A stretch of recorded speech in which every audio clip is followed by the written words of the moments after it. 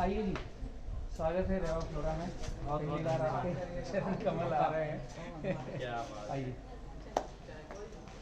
आप अंदर ले लो। चलो कोई बात नहीं।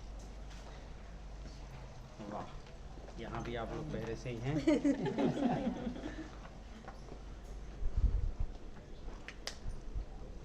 शुभम करोति कल्याणम।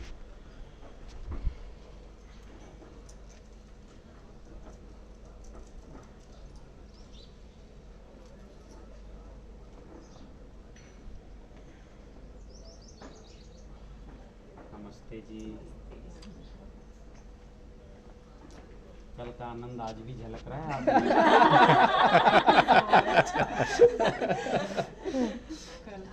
चलिए, बहुत बहुत बहुत ले लो। चालू रखो इसको।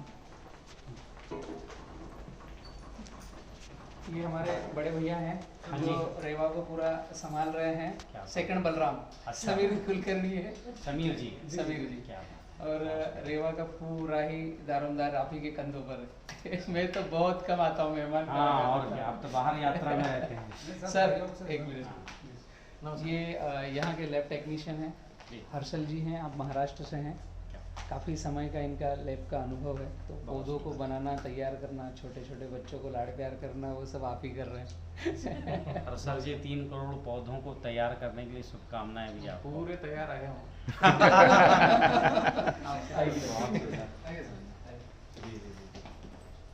अच्छा, एक केबिन है आप लोगों का। ये आप ही का है।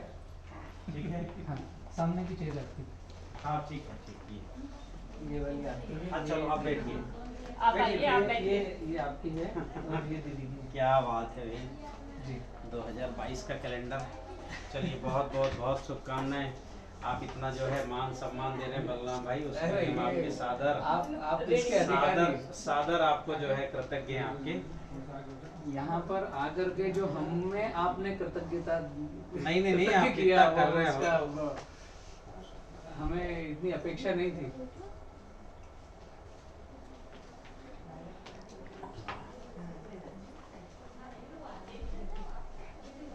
चलो, तो फ्रेश हो जाते हैं और तुरंत फिर शुरू करते हैं ना जी। चलिए। आइए, मैं दिखाता हूँ।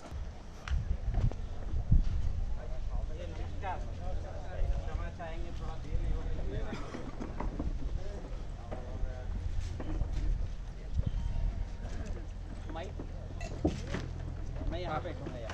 हाँ ठीक है, चेयर आगे कर लो। ये चेयर लेके आए थे।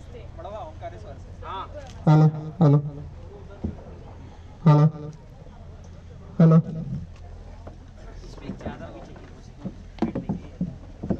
नीचे आसन बैठने के लिए चाहिए थोड़ा। उसमें चालू कर।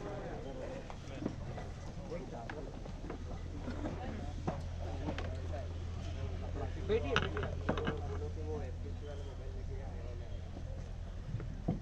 भैया, आपको सुनने के लिए काफ़ी दूर दूर से मित्र व्याकुल भी हैं और काफ़ी मित्रों को मैंने रोका है। मैंने कहा कोविड प्रोटेक्शन लो, 300-400 किलोमीटर से मत आओ। जो यहाँ के सिलेक्टेड थे उन्हीं को मैंने जस्ट आग्रह किया कि आप ही आइए। और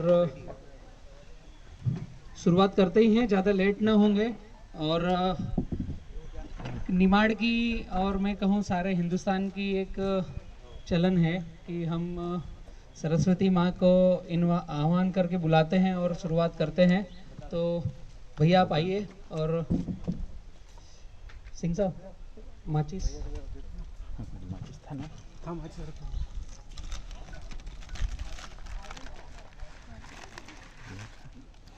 माचिस भूपेन भाई। माचिस इसी में था। अच्छा, वहाँ लेके गए ना। उधर लेके गए थे। गए लेने। कोई बात नहीं जलाना जरूरत नहीं है। कौन ले गया?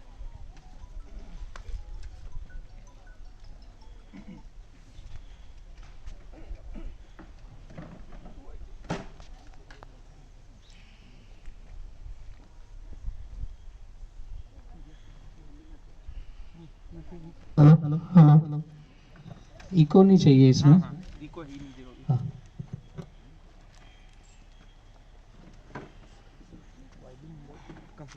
करे अभी ठीक है, वो थोड़ा सा आगे बोलेंगे तो फोटो क्लिक कर रहा हूँ, वीडियो रहा।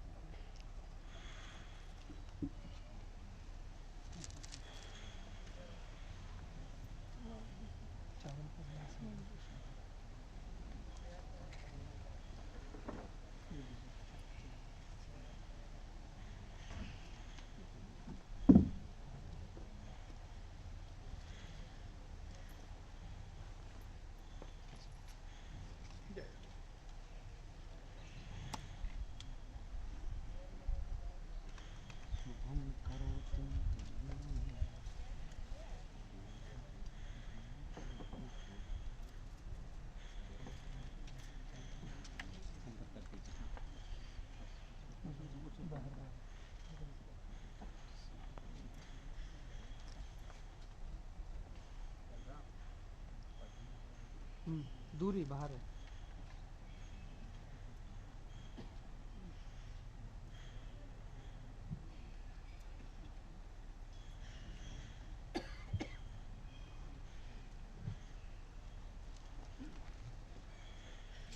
मेरा सौभाग्य है कि गुरुजी ने समय दिया और ये ऑलरेडी इनके खुद के प्रवास पर थे। अहमदाबाद और गुजरात में काफ़ी इनकी कार्यशाला हुई, महाराष्ट्र में हुई, जैसे मुझे पता चला कि एकदम नज़दीक हैं तो फिर मैंने सोचा एक दिन तो बनता है हमारे लिए, निमाड़ के लिए। तो एक तो अगर नहीं मैं मतलब सभी की तरफ से बोल दूं, आप आए इसके लिए बहुत बहुत धन्यवाद है। और काफ़ी किसानों के वहाँ पर हम गए भी और अमूल्य समय निकाला है। ट्रेन को आगे पीछे कर रहे हैं कि लेट जाएंगे और स्वागत किसानों की तरफ से एक छोटा सा करवाना चाहूँगा। भैया आइए, निमाड़ की प्रथा को पूरी कंप्लीट करना है आइए, एक जन आ जाओ। भाभी हाँ एक ना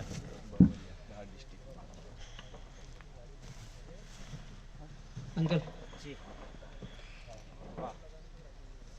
एक सेकंड, भाभी जी नरियल हाँ भाभी को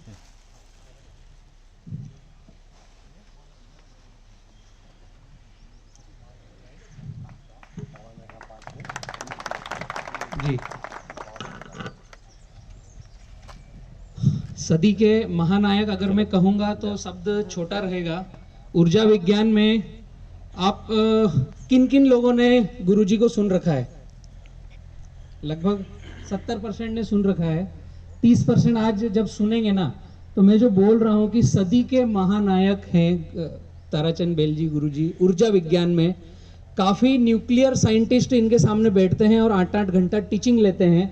और हम किसानों का सौभाग्य है कि एक छोटे से आग्रह पर गुरुजी ने हमें 2-3 घंटे का समय दिया है चर्चा करने के लिए। तो मेरा एक आग्रह रहेगा आप सभी से कि मोबाइल को एकदम साइलेंट कर लें या बंद कर लें। ये समझ लो आप क्या लेने वाले हो इनसे, ये आपको ये सेशन कंप्लीट होते होते ही पता चलेगा। तो मेरा समय कुछ काम का नहीं है गुरुजी। बलराम भाई इतना सम्मान और समय दोगे तो लगता है मुझे बार बार आना पड़ेगा। रात में गजेंद्र भाई जी के यहाँ हम रोटी खाए जा रहे थे, पेट भर गया था, मन नहीं भर रहा था। और मक्के की रोटी में घी मिला करके जो स्वाद है उससे ज़्यादा प्यार दिख रहा था।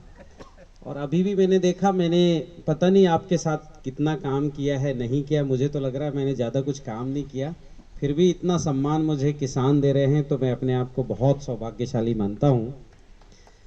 और बलराम भाई के लिए भी एक बार जोरदार तालियां कि उनके वजह से आप सबसे मिलना हुआ।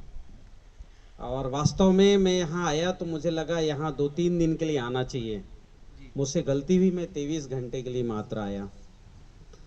और लगातार ऐसा है। फिर मैं प्रयास करता हूँ 3 महीने बाद मैं 3-4 दिन के लिए आऊँगा, तो आप जो लोग काम करेंगे वो भी देखूंगा। और अभी मैं 2 इनके प्लॉट देखकर आ रहा हूँ,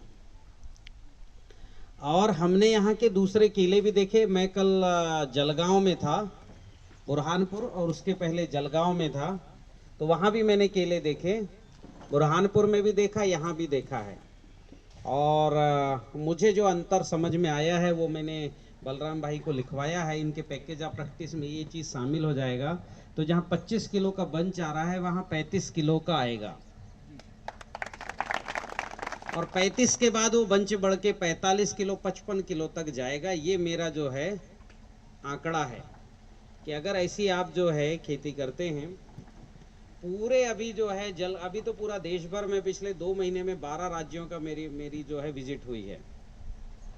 उधर हिमाचल में वहाँ के किसान सेब के परेशान है फंगस से। सोमनाथ गया तो वहाँ के किसान जो है रस चूसक कीटों से भयंकर परेशान। जहाँ वो नारियल में 3.5 लाख का नारियल निकलता था, अब वहाँ 1.5 लाख रुपए का भी नहीं निकल रहा है। पहले खर्च था 80,000, बढ़ के अब 1,30,000 हो गया है।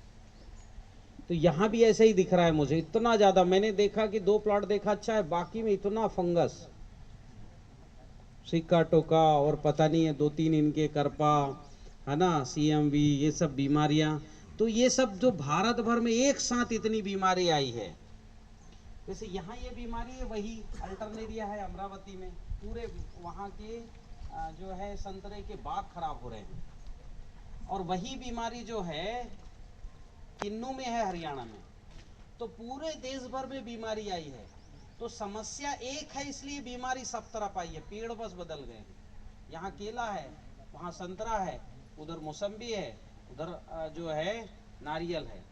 तो समस्याएं एक हैं, और इस पर अगर हम काम करेंगे तो ही निजात पा पाएंगे। और पास करना है? हाँ, अभी ठीक है।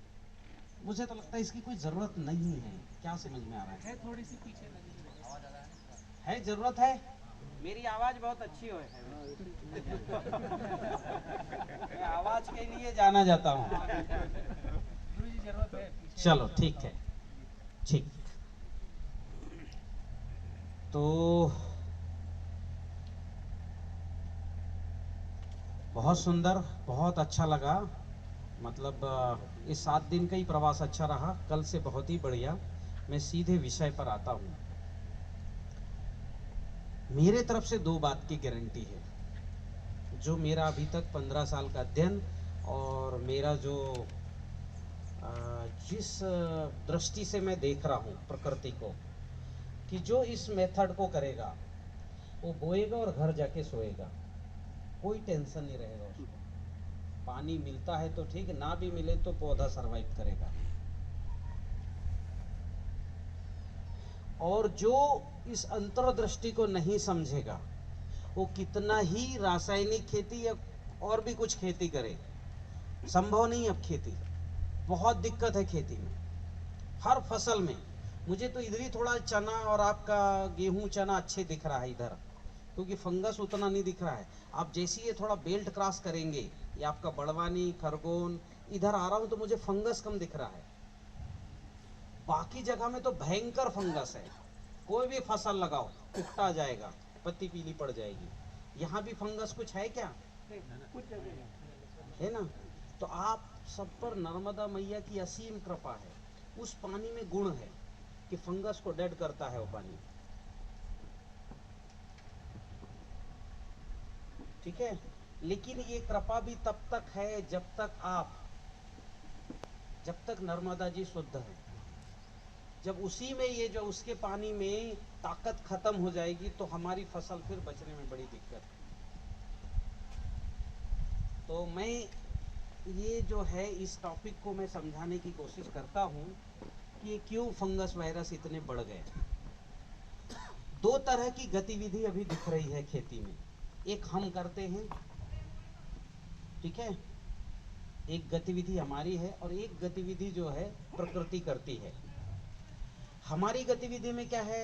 जमीन की जुताई, अच्छा उसमें खाद डालना, सब अच्छा पौधा लेके आना, लगाना, पानी देना।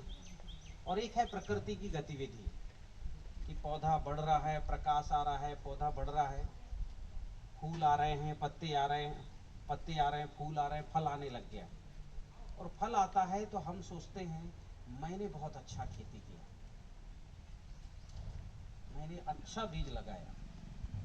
देखिए हकीकत है, बिल्कुल आता है अपने अंदर, मैंने बहुत अच्छा बीज अच्छा दुकान से लाया, मैंने बहुत अच्छा समय लगाया। सब साइलेंट कर दो। तो मैंने जो है बहुत अच्छा बीज लाया, अच्छी दवा डाली है, मैंने अच्छा खाद डाला है, समय से बोया है, समय से पानी दिया है। ऐसा अपने अंदर भान आता है, हाँ कि ना, अच्छी फसल आती। तो यही गड़बड़ी है। हम केवल 4% काम करते हैं प्रकृति में। कितने प्रतिशत? 96 पौधे के फल आने में 96% योगदान प्रकृति का है। उस तरफ अंतर्दृष्टि नहीं गई हमारी। उस अंतर्दृष्टि को अभी मैं 1.5 घंटे में आपको बताने वाला हूं। ठीक, क्योंकि समय कम है इसलिए सीधे टॉपिक पर आ रहा हूं। इस प्रकृति में जो भी दिखाई दे रहा है, ठीक है, मान लो इस अंजड़ है, यहाँ की जनसंख्या कितनी है अंजड़ की? अंदाज बता दो ऐसे। 25,000 के 20 से 25,000। हाँ, 20,000 से 25,000 यहाँ की जनसंख्या है। या ये गांव की जनसंख्या, ये गांव भी अलग है क्या? इसी का एक हिस्सा है। एक गांव में जो है पेड़ पौधे, मनुष्य और पशु पक्षी 20,000 से ज्यादा नहीं होते। अंदाज ऐसे होते ना एक गांव का। अंजड़ तो खैर तहसील है। 20,000 होते हैं पशु पक्षी पेड़ पौधे मनुष्य। 20,000 आत्माएं हैं इस प्रकृति के ऊपर। पर 1 ग्राम मिट्टी में 2 करोड़ जो है बैक्टीरिया होते हैं। कितने? 2 करोड़। कितना अंतर है 20,000 और 2 करोड़ में? तो हम कोई भी काम करें तो ये 20,000 को देख के करना चाहिए कि वो 20 करोड़ को देख के करना चाहिए। 20 करोड़ वो भी कौन है? बैक्टीरिया। जो प्रकृति, जो इस 4% जीव जो दिखाई दे रहे हैं, मतलब ये जो 20,000 जीव को जीवन देने का काम करते हैं, वो बैक्टीरिया 1 ग्राम में कितना है? 2 करोड़। अभी व्याख्या करूंगा कैसे 2 करोड़। वो 2 करोड़ बैक्टीरिया ही बीज को उगाते हैं, बीज को फास्फोरस पोटास देते हैं, फिर उसमें फूल खिलाते हैं, फल खिलाते हैं, फूल में पर परागण करते हैं, फल खिलाते हैं और फल को पकाते भी हैं। कितने? वो 20 करोड़। उगाने से लेके पकाने तक का। कोई आम, कच्चा आम होता है खट्टा, और पका आम, खट्टे को मीठे करने का काम दुनिया में कोई फैक्ट्री नहीं कर सकती। वो बैक्टीरिया 2 दिन में करते हैं। कोई कर सकता है क्या खट्टे को मीठा? वो बैक्टीरिया करते हैं। दूध में प्रोटीन होता है, आप दूध को कितना घोटो, पीसो, उबालो, कुछ कर लो, कितना ही फेंट लो, दूध से प्रोटीन नहीं निकलेगा। लेकिन वो थोड़ा सा बैक्टीरिया डालोगे, 24 घंटे में उसमें प्रोटीन निकाल देगा। हाँ कि ना? दही और मक्खन बाकी किसी लैब में नहीं निकल सकता, कितना ही कर लो आप प्रयास, दूध से प्रोटीन नहीं बन सकता। प्रोटीन बनाने का काम वो बैक्टीरिया ही करते हैं। और प्रोटीन से क्या बनता है? हमारा शरीर बनता है। ये शरीर बना किससे? हमारी चमड़ी बनी किससे? प्रोटीन से। मांस, मेद, अस्थि, मज्जा सब प्रोटीन से बना है। प्रोटीन बनता है अमीनो एसिड से। तो प्रोटीन जो है बनाने का काम बैक्टीरिया ने किया, जिससे हमारा शरीर बना। महत्व तो समझ में आ रहा है बैक्टीरिया का? धीरे धीरे कोई नहीं बना सकता बैक्टीरिया, मतलब कोई भी नहीं बना सकता प्रोटीन। प्रोटीन कौन बना सकता है? और उसी से हमारा शरीर बना, उसी से पेड़ बन रहे। कितना महत्वपूर्ण काम, हमने कभी ध्यान ही नहीं दिया। इतना महत्वपूर्ण जीव लैक्टोबेसिलस बैक्टीरिया। ऐसे ही जैसे हमारी चमड़ी बनाने का काम वो बैक्टीरिया करता है प्रोटीन, वैसे ही हमको ग्लूकोज देने का काम भी बैक्टीरिया करते हैं। हम जो फास्फोरस खाते हैं उसको डिजॉल्व करके उसको हड्डी में ले जाने का काम भी बैक्टीरिया करते हैं। पोटास जो हम खाते हैं, फास्फोरस यानी क्या? जो भी आप खाना खाते हो सब में क्या है? ग्लूकोज है, प्रोटीन है, फिर फास्फोरस है, फिर पोटास है। तो ये जो भी हम खाते हैं वो हमारा आंत नहीं पचाता। किसी मनुष्य का आंत फाड़ के देखोगे तो केवल पाइपलाइन है बस। है क्या उसमें क्षमता कि वो गेहूं की रोटी को पचा करके उससे निकाल ले फास्फोरस पोटास? नहीं। हमारे आंतों में बैक्टीरिया हैं, प्रोटीन के, विटामिन के, कार्बोहाइड्रेट्स के, फिर जिंक, कैल्शियम, मैग्नीशियम को डिजॉल्व करके ब्लड में ले जाने वाले। और ना केवल डिजॉल्व करते हैं, डिजॉल्व करना यानी समझ गए ना, उसको पचाना, ऑक्सीडाइज करना। ना केवल ऑक्सीडाइज करने, उसको खून में ले जाने वाले भी। और इतना ही नहीं, उस खून में वो जो है, मान लो विटामिन ए दौड़ रहा है तो उसको रास्ता, आंख तक रास्ता दिखाने वाले भी बैक्टीरिया है। और आंख में इंजेक्ट करने वाले भी बैक्टीरिया है। आंख में ले जाके सेट कर रहे हैं। मतलब गाजर खाए तो उससे विटामिन ए डिजॉल्व करना, फिर उसको ब्लड में लेके जाना, फिर आंख तक लेके जाना, और उसको जो है उस झिल्ली के अंदर जहां पर वो विटामिन ए की कमी है वहां जाके सेट करना। इतना काम बैक्टीरिया कर रहे हैं। एक मनुष्य में 6 ग्राम वजन बैक्टीरिया का है। यदि आप 100 किलो के हैं तो बैक्टीरिया कितना किलो है आपके शरीर में? 6 किलो। 1 ग्राम चमड़ी में 2 करोड़ तक जीवाणु हैं। कितने? 2 करोड़। तो आपका शरीर में एक आत्मा नहीं है, कितने आत्माएं हैं? अरबों खरबों आत्माएं हैं। इसलिए आप मरते हो, आपका शरीर नहीं मरता। हृदय जिंदा रहता है, हाँ कि ना? आंख जिंदा रहता है, हाँ कि ना? फेफड़े जिंदे रहते हैं, हाँ कि ना? आप मरते हो, आपका शरीर नहीं मरता है, वो जिंदा है, आंखें जिंदी हैं। समय से ट्रांसप्लांट हो जाएगा तो आंखें फिर 50 साल जीती है। तो ये बैक्टीरिया जो जीवन देते हैं, इसलिए ब्रह्मा जी के जो पहले पुत्र ऋषि पाराशर जब सृष्टि में अवतरित हुए, चूंकि ब्रह्मा जी के पुत्र, इसलिए पैदा होते ही ब्रह्म ज्ञान, उनकी ब्रह्म चक्षु थी। उन्होंने प्रकृति को देखते ही कहा, जीवो जीवस्य जीवनम, जीव ही जीव को जीवन देता है। जैसी प्रकृति को देखे और उनके वाक्य निकला, और कृषि को देखे तो वाक्य निकला, जंतु नाम जीवनम कृषि। ये जीवाणुओं का जीवन ही कृषि है कहा। ये जोताई, बखराई, बीज, खाद, डलवाई, ये कृषि नहीं कहा। क्या कहा? ये जीवाणुओं का जीवन कृषि है, ये कहा। परिभाषा स्पष्ट एक लाइन में, जंतु नाम जीवनम कृषि। ये जंतुओं का जीवन ही कृषि है, ये कहा। किसान का काम कृषि नहीं कहा।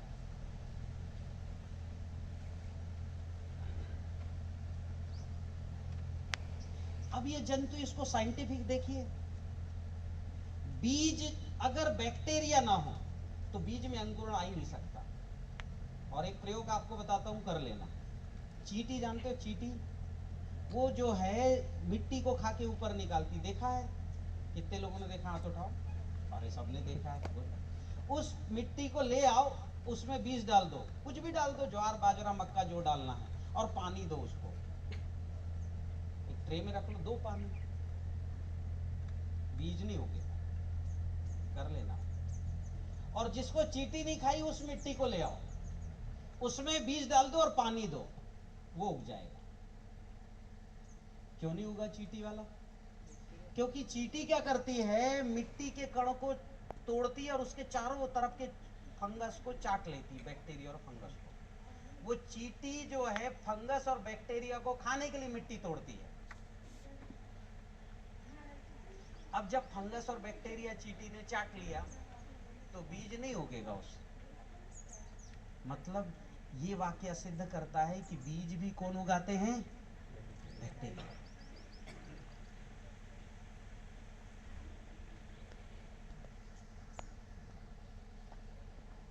फिर पौधा को जो है बढ़ने का काम, उसको बढ़ाने का काम, फास्फोरस पोटास देने का काम, ये भी बैक्टीरिया करते हैं। मिट्टी में फास्फोरस पड़ा है, उसको फास्फोरस ऑक्साइड या पेंटा ऑक्साइड बना के जड़ में पास में रख दिया, पौधे ने खा लिया। मिट्टी में पोटास पड़ा है, उसको पोटेशियम ऑक्साइड बना के बैक्टीरिया ने किया, पौधा ने उसको खा लिया, तना बन गया। फूल आना, परागण करना, फल आना, सब बैक्टीरिया कर रहे हैं। और बैक्टीरिया ये काम कर रहे हैं, उसमें से देखिए एक उदाहरण मैं आपको बताता हूं। मनुष्य ने, जैसे बैक्टीरिया ये सब काम कर रहे हैं, इसको सिद्ध कैसे करोगे? आप एक अच्छा आम ले आए, बहुत मीठा है, या पपीता ले आए, बहुत मीठा है, तो उसके बीज को फेंक देते हैं हमारे घर के कोने में, ठीक है। और बहुत से लोग तो शहर में मैंने देखा है कि घर के किनारे ऐसे किनारे फेंक दिए, वो उग गया और लगा कि ये फलेगा, तो उसकी चारों तरफ क्या कर दिया उनने? क्यारी बना दी, और उसको कभी कभार ऐसा पानी दे दिया, कभी तो बिल्कुल ना भी दिए, तो पौधा बढ़ना शुरू, पपीते का या आम का, पत्ते आ गए, पत्ते हरे कच्चे, फूल भी आ गए, फल भी आ गए। अब फल आ गया तो पपीते में वो साड़ी बांधने का काम जरूर करता है। तो आपने पपीते में बीज को फेंकना, उसकी बाउंड्री करना, और फल आ गए तो साड़ी बांधना, इसके अलावा क्या किया था उसने? फल आया कि नहीं आया? कम आया कि ज्यादा आया? कौन ने किया ये काम? यही बैक्टीरिया ने। आप खा के फेंके थे बस और सुरक्षा किए थे, इसी पर मैंने काम किया। और हमने तय किया कि जब भी मनुष्य काम करेगा गड़बड़ ही करेगा, इसलिए मनुष्य को खेती से हटा दो, उसको बोलो तू बो और घर जाके सो, काम मत कर। तू काम करेगा तो गड़बड़ करेगा।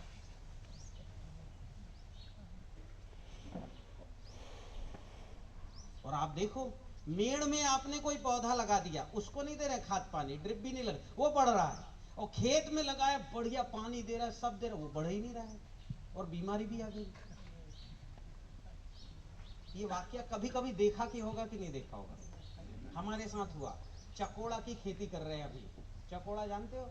चक्रमर्द, यहाँ क्या बोलते हो उसको? वो नीचे होता है और इतना फली निकलती है, क्या बोलते हैं? चरोटा देखे हो ना? चरोटा की एक कहानी बताता हूँ मैं। मेरे यहाँ वो बिकने लग गया 70-80 रुपए किलो, तो बहुत से किसान उसको लगाने लग गए। एक बुद्धिजीवी किसान ने कहा, यार मैं लगाता हूँ 10 एकड़ में अच्छे से, क्योंकि पैसा मिल रहा है। वो मूंग कम बिक रहा है, मूंग उस समय 35-40 रुपए बिक रहा था, तो बोलो चकोड़ा लगाते हैं। तो उसने चकोड़े का बीज इकट्ठा करवाया, 1 एकड़ में 50, 1 एकड़ में जो है 12 किलो के दर से उसने बीज इकट्ठा करवाया, और बढ़िया अच्छी जमीन की तैयारी की, और खाद डाला, गोबर की खाद डाला, बो दिया। कुछ चकोड़े के बीज बोते हो तो उस पे गिर जाते हैं ना, मेड़ पे, जहाँ जुताई उताई कुछ नहीं होती, वहां भी गिरे। पानी दिया बढ़िया, ठीक है, चकोड़ा उगना शुरू किया। तो पानी मेड़ पे भी लगता है तो वो भी उग गया। इतना हुआ चकोड़ा, और उसके पत्ती में थोड़ा सा उसको लगा कि कुछ गड़बड़ है, नाइट्रोजन की कमी पीली दिख रही, तो यूरिया भी डाल दिया उसने। कहाँ डाला यूरिया? यूरिया डाला तो पत्ती में थोड़ी हरापन आया, बढ़ना शुरू किया। वो मेड़ वाला होगा वो वैसा ही है, वो थोड़ी बढ़ा, ठीक है। फिर इसमें देखा इल्ली आ गई, तो इल्ली मार भी डाला, क्योंकि द्विदली फसल है चकोड़ा, इल्ली आएगी, इल्ली मार डाला। फिर इल्ली एक बार और आई, इल्ली मार फिर डाला, फिर रस्सों कीट आ गए। उसका दिमाग खराब हो गया, बोले मेड़ वाला तो ठीक चल रहा है, ये क्यों रहा? और अंततोगत्वा इतनी उसमें जो है रस्सों कीट आए कि वो पूरी फसल उसकी खत्म हो गई, फूल आने के पहले खत्म हो गई। जो मेड़ पे गिरे थे उसमें बराबर फूल आए, बराबर फल लगे। मेरे पास ये वाकया लेके आया था वो किसान। अब बताओ, उस मेड़ पर उसने जोताई की थी क्या? खाद डाला क्या? दवा डाला क्या? न इल्ली मार न रस्सों बराबर आ गया। और अभी देखिए, जब बारिश होती है ना, तो चकोड़ा अपने आप उग जाता है। इधर तो मुझे दिखता नहीं कि चकोड़ा है, यहाँ अपने आप उगता है। और अगर बारिश नहीं हुई 1 महीने, तो ऊपर का चकोड़ा मर जाएगा। 1 महीने बारिश हुई तो उसके बाद जो सेकंड लेयर का चकोड़ा उगेगा, ऊपर वाला मर गया, नीचे वाला उगेगा। भैया पहली बारिश में वो सेकंड लेयर का क्यों नहीं उगा था? उगना था तो सबको उगना था, पानी तो अंदर गया होगा ना, गया होगा। होगा कि नहीं? बारिश हुई तो क्यों नहीं होगा? नहीं होगा।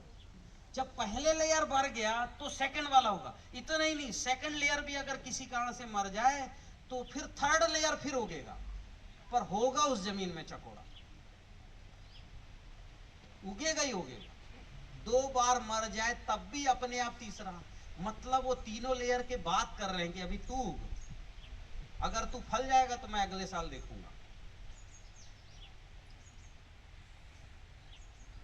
नहीं, कौन दे रहा है ये बुद्धिमानी? बैक्टीरिया दे रहे हैं। बैक्टीरिया तय कर रहे हैं कि अभी हम पहला लेयर को उगा देते हैं। क्यों करते हैं बैक्टीरिया ऐसे? ये पूरी प्रकृति जो है एक दूसरे की पूरक है। आप मुझे जो है, आप मुझे यहां जो है यहां चना दो, मैं आपको गेहूं दूंगा, ये पूरक। ये क्या होता है, वहां के बैक्टीरिया उसको इसलिए उगाते हैं कि उनको ग्लूकोज चाहिए। क्या चाहिए? ग्लूकोज चाहिए। प्रकृति में हर जीव को ग्लूकोज चाहिए। चींटी देखो मांसाहारी है, पर इधर ग्लूकोज डाल दो, ग्लूकोज यानी मीठा डाल दो, उधर की चींटी यहां आ जाएगी। क्योंकि ये सबको, क्योंकि ग्लूकोज यानी एनर्जी, प्रोटीन यानी शरीर, तो सबको ग्लूकोज चाहिए, शाकाहारी मांसाहारी सबको।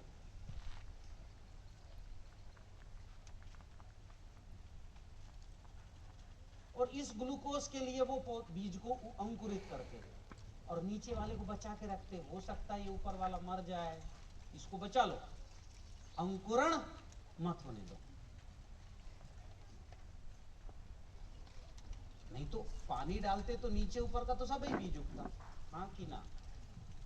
अंतर्दृष्टि मिल रही कि नहीं मिल रही?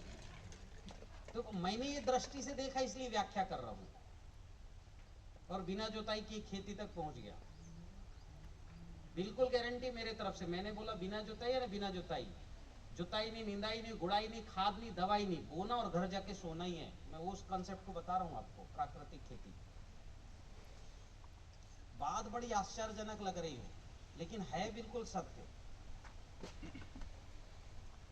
मोबाइल फोन जब आया, उसके अगर 2 साल पहले कोई बोलेगा मैं हवा में बात करूंगा अमेरिका के व्यक्ति से, कोई भरोसा करता क्या? अब मोबाइल आ गया तो सब कर रहे हैं भरोसा, होते देख लिए। इसलिए आप पहली पंक्ति के हो, मैं पहली बार बढ़वा नहीं आया हूं। आप जिसको जाके बताओगे कभी भरोसा मत नहीं करेगा, और बताना भी मत। आप क्या बिना जुताई का हो जाएगा तो वो मेरे पास आएगा, आपके पास नहीं जाएगा। वो बोलिए कौन से गुरु जी से सीख के आया मेरे पास, और मैं फीस भी लूंगा तो भी मेरे से, आपसे नहीं पूछेगा, क्योंकि आदमी की आदत खराब है। वो मेरे ही पास आएगा, बोले उन्हीं से पूछना, हाँ कि ना बताओ। तो ये जो बात चमत्कारिक जैसी लग रही है, लेकिन ये तथ्य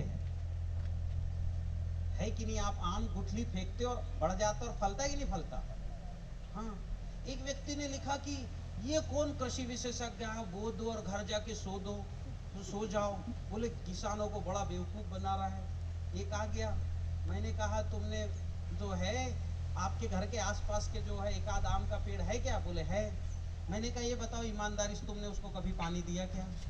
तुमने लगाया क्या वो भी बताओ। बोले लगाया तो नहीं, मैं पानी भी दिया क्या? नहीं। फल देता है कि नहीं हर साल? बोले हाँ देता है। बीमारी आती क्या? नहीं आती। बिल्कुल तथ्य है। पर हम क्या है, हमारे दिमाग में यहाँ जो है ना पूरी प्रोग्रामिंग कर दी गई, खेती करने ने बढ़िया जुताई करो, बढ़िया खाद डालो, ये प्रोग्रामिंग गड़बड़। ये इसलिए मैं जो 5 दिन की ट्रेनिंग लेता हूँ ना, 4.5 दिन मैं इसको ठीक करता हूँ और आधा दिन खेती बताता हूँ। इसको ठीक करता हूँ यानी ऊर्जा विज्ञान बताता हूँ, भाषण नहीं देता नेताजी वाला। ऊर्जा विज्ञान, प्रकृति को समझने का। वो समझ गए हर काम बढ़िया होगा, नहीं समझे परेशान रहोगे। उस बैक्टीरिया को, उन बैक्टीरिया को समझना ही पड़ेगा जो उस पौधे को बढ़ाते, फलाते, फुलाते हैं। ये बैक्टीरिया आपसे पैसा लेते हैं क्या? हाँ? नहीं लेते। फिर हमको अब ये बताओ, प्रकृति ने बीज को अंकुरण करना, बीज को फास्फोरस देना, पोटास देना, जिंक देना, फूल आने का काम बैक्टीरिया को दिया, प्रकृति को नहीं। तो हमको करना चाहिए क्या? जिसको काम दिया उसको उसको करवाना चाहिए, जो हमसे पैसे भी नहीं ले रहा है। हम इसके चक्कर में उसको मार करके खुद उसका काम ले रहे हैं। केचुए का काम है जुताई करना, 1.5 फुट की जुताई करता है वो, 3 फुट की भी करता है, 30 फुट तक नीचे केचुए समझ रहे हो, उसका काम है जुताई का। हमने उसको भगा दिया और 65 HP का ट्रैक्टर ले आए, जो 1.5 फीट की जुताई नहीं करता, करता है क्या? तो वो भी 1.5 फीट का नहीं करता। और प्रकृति का अनोखा देखिए, 1.5 फीट की जुताई का काम उसको दिया जिसके दांत नहीं है क्या? केचुए के दांत दांत नहीं है, वो 65 HP के ट्रैक्टर से ज्यादा पावरफुल। जिस दिन आपके खेत में 1 वर्ग फुट में, कितना 1 वर्ग फुट में समझ रहे हो ना, 1 वर्ग फुट में 7 केचुए आ गए, कितने? वो 7 दिन में जुताई कर देंगे 1.5 फुट का। कितने फुट का? तो ये बताओ 7 दिन आप वेट नहीं कर सकते क्या बीज बोने के लिए? कर सकते नहीं कर सकते? करते ही हैं। घर में काम हो गया तो 10 दिन बाद बोते हैं। वो केचुए लाने तक आपको काम करना है। वो केचुआ जो सफेद है, जो ऊपर की नीचे की मिट्टी खाता है, ऊपर छोड़ता है। अभी बताओ, नीचे की मिट्टी खा के ऊपर छोड़ा तो नीचे जिंक है कि नहीं, कैल्शियम है कि नहीं, मैग्नीशियम है कि नहीं, पोटेशियम है कि नहीं, क्लोरीन, निकल, कोबाल्ट है कि नहीं, लोहा है कि नहीं, तांबा है कि नहीं? है तो ना। तो जब अंदर की मिट्टी ऊपर आ जाएगा तो ये सारे माइक्रो न्यूट्रिएंट आ गए, तो आपको खरीद के डालने की जरूरत पड़ेगी क्या? नहीं पड़ेगी। जब माइक्रो न्यूट्रिएंट रहेगा पौधा में तो पौधा बीमार होगा क्या? मैंने आज के 10 साल पहले घोषणा कर दी, जिस प्लांट में आयरन है उसमें इल्ली नहीं आएगी, क्योंकि इल्ली आयरन को पचा ही नहीं सकती। जिस प्लांट में पोटेशियम, मैग्नीशियम और कैल्शियम है, वहां रस चूसा कीट आ ही नहीं सकता। जिस प्लांट में सल्फर है, वहां फंगस आ ही नहीं सकता। जिस प्लांट में जिंक है, वहां वायरस आ ही नहीं सकता। CMV बोलते हो ना शायद उसको, वो आने दो पड़ोसी में CMV, वो बोलेगा भैया मेरे यहाँ आ गया, सब खत्म हो रहा है, आप खाट में पड़ा पड़ा बोल देना, नहीं आने वाला, और आता है तो वो नर्मदा जी देखेंगी, मत जाना। नहीं CMV आएगा। एक नहीं, मेरे पास 20 उदाहरण है ऐसे खेतों की, पड़ोस में भयंकर फंगस, इनके यहाँ कुछ फंगस नहीं, हरा भरा प्लांट खड़ा है। स्वस्थ रखो प्लांट, पंच महाभूत को स्थिर करना बोलता हूं उसको मैं। जिस प्लांट में पंच महाभूत है वहां कुछ बीमारी नहीं आएगी, और आएगी भी, मान लो किसी महाभूत के कम ज्यादा, अग्नि तत्व बढ़ गया या जल तत्व बढ़ गया, तो थोड़ा बहुत आएगा, वो अपने आप रीजनरेट कर लेगा। रीजनरेट करना है ना, वापस सुधार लेगा। तो वापस आता हूं मैं कि वो केचुआ आने तक काम करना पड़ेगा, जो 1.5 फुट 3 फुट के नीचे की मिट्टी को खा के। मैंने वीडियो डाला यूट्यूब में, देखोगे इतने बड़े बड़े केचुए की बीट, किसी ने देखा है क्या मेरे चैनल पे? दिख रहा है कि केचुआ ने खा के ऊपर छोड़ा है। उसके आने के लिए काम करना पड़ेगा। वो आ गया तब मान लो कि आपकी मिट्टी में 3 करोड़ से ज्यादा बैक्टीरिया हैं। कितने करोड़? क्यों? क्योंकि केचुआ मांसाहारी जीव है। कौन सा जीव है? हाँ, वो मिट्टी खाने के लिए मिट्टी नहीं खाता, वो मिट्टी के अंदर बैक्टीरिया को खाने के लिए खाता है, क्योंकि बैक्टीरिया सूक्ष्म है, तो एक एक बैक्टीरिया को तो पकड़ पकड़ के खाएगा नहीं। क्या खाएगा वो? मिट्टी। तो वो अगर केचुआ आ गया मतलब मिट्टी में 3 करोड़ बैक्टीरिया, और खूब खाएगा लपक के। वो जैसे यहां शक्कर रख दी तो चींटी यहां के खाएगी, वैसे, क्योंकि जितना ज्यादा उसका भोजन होगा उतना मजे से खाएगा। भोजन नहीं होगा तो खाएगा क्या?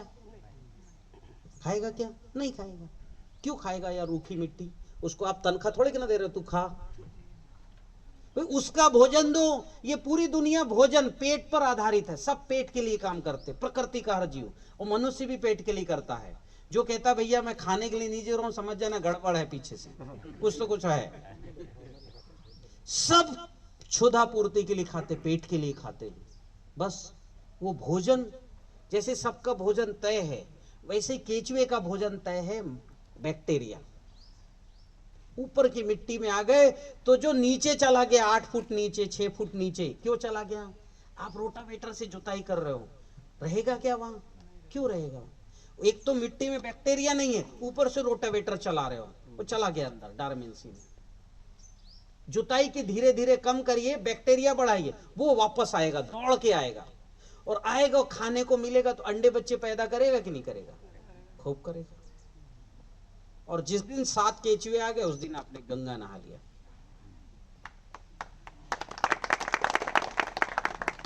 बिनु पग चला ही सुना ही बिनु काना।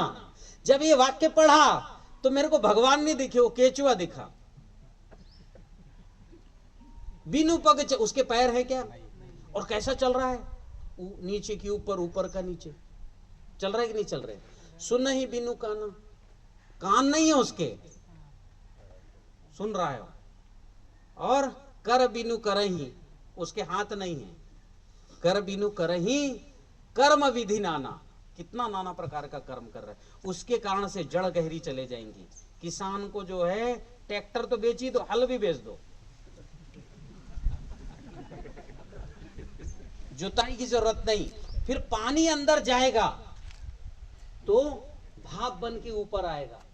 पानी की सिंचाई जहां 10 कर रहे हो वहां 4, फिर 2 और 1, और फिर बिना सिंचाई की खेती शुरू। क्योंकि पानी अंदर जाएगा तो भाप बन के कहां आएगा?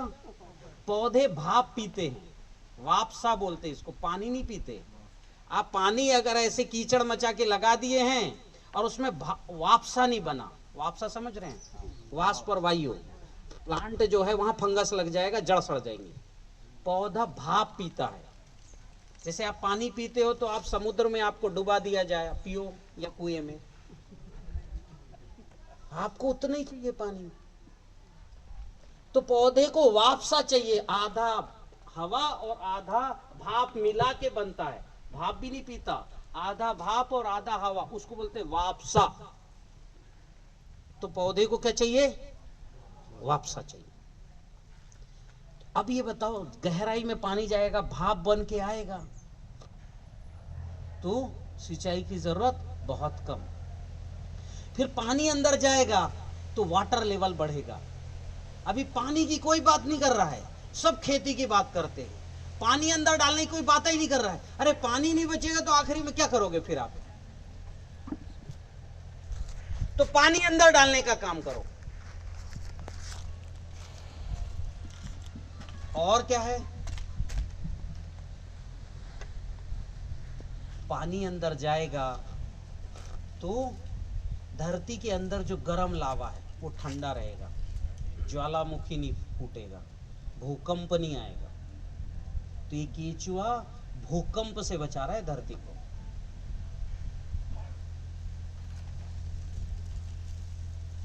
सही बात में किसान का भगवान है, केचुए की फोटो लगा के रख देना और प्रार्थना करना। आओ दिखाऊंगा एक प्रैक्टिकल करके, ठीक है?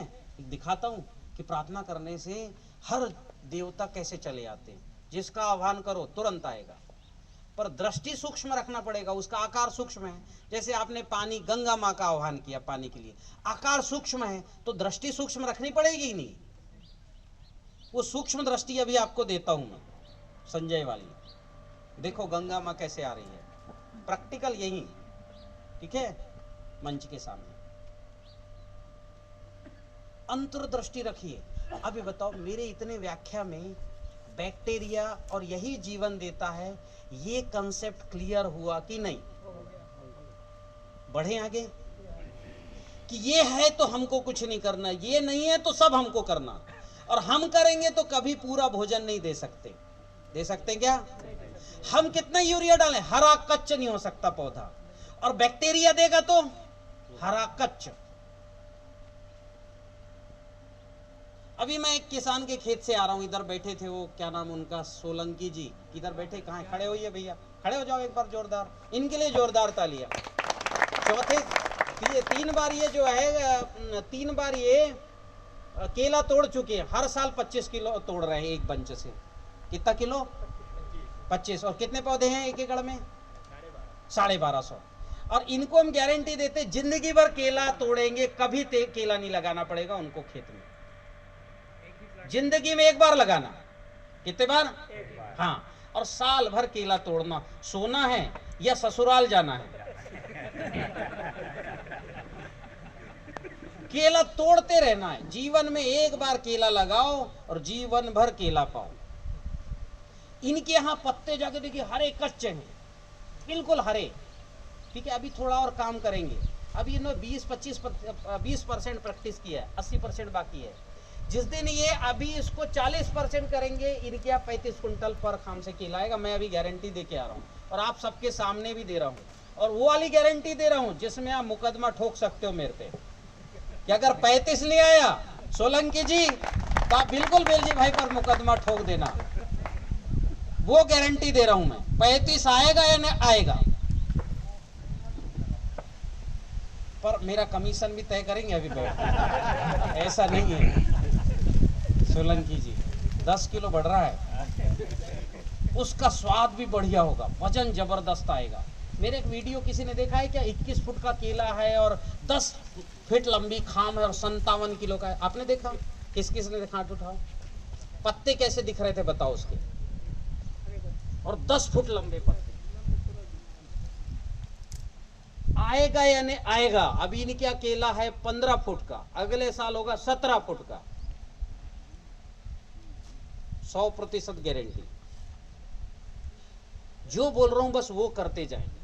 और मैंने आपको 4 काम बताए हैं 35 किलो केला पर खाम से लाने के लिए। कोई बड़ा भारी कठिन है क्या सोलंकी जी? बताओ। दो जरा उनको एक ये दे दो, बताओ सोलंकी जी मुझे बताइए। 4 काम मैंने आपको बताया जी। 25 से 35 किलो लाने में जी। बहुत कोई कठिन काम है? बिल्कुल नहीं, बिल्कुल कठिन काम। बिल्कुल कठिन काम, बिल्कुल सरल है मतलब सरल काम। अब ये बताओ कोई लागत है बहुत बड़ी क्या? नहीं, कोई भी नहीं, कोई लागत नहीं, कोई खरीद के लाना कुछ भी नहीं है। कुछ भी नहीं है। हाँ, हाँ। तो कोई कठिन काम भी नहीं है, कोई लागत भी नहीं है। 25 से 35। हाँ, कुछ नहीं करना, सोलंकी जी को ससुराल जाना है। पत्नी भी खुश।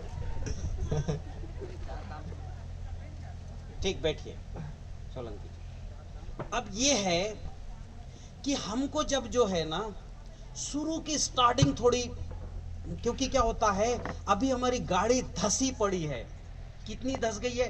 टायर भी धस गए और आधी गाड़ी धस गई है कीचड़ में। अभी निकालने के लिए एक ताकत लगेगी, फिर उसके बाद कुछ ताकत हम प्रकृति, वो पहिए उसमें उसके अंदर फ्यूल प्रकृति डालेगी। अभी धसी उसको निकालने के लिए एक बार जिंदगी में मेहनत करनी है। कितनी बार? आपने बैक्टीरिया को मारा है। कैसे मारा? फंगीसाइड डाला आपने, भयंकर फंगीसाइड। और वो महाराष्ट्र में तो सुना वहां जो सब्सिडी में फंगीसाइड दे रही है, कार्बनडाजिम, मैंकोजेब, और बर्बाद हो रहा है खेत। सब्सिडी में फंगीसाइड 25,000 का।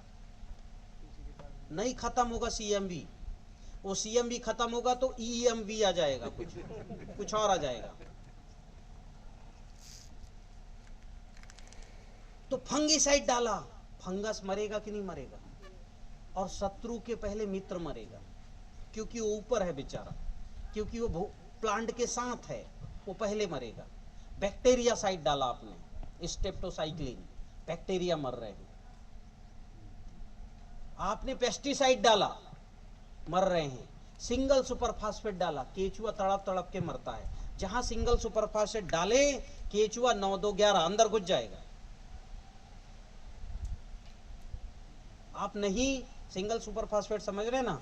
आप 4 केचुआ बीन के लाओ, सिंगल सुपरफास्फेट डालो, तड़प तड़प के मर जाएगा। क्यों? उसके लिए वो एसिड है, तेजाब है। कितना डाल चुके आप अपने खेत में? टनों से डाल दिए। जहां सिंगल सुपरफास्फेट डाले, केचुआ गायब खेत से। अब सब जुताई आपको करनी है।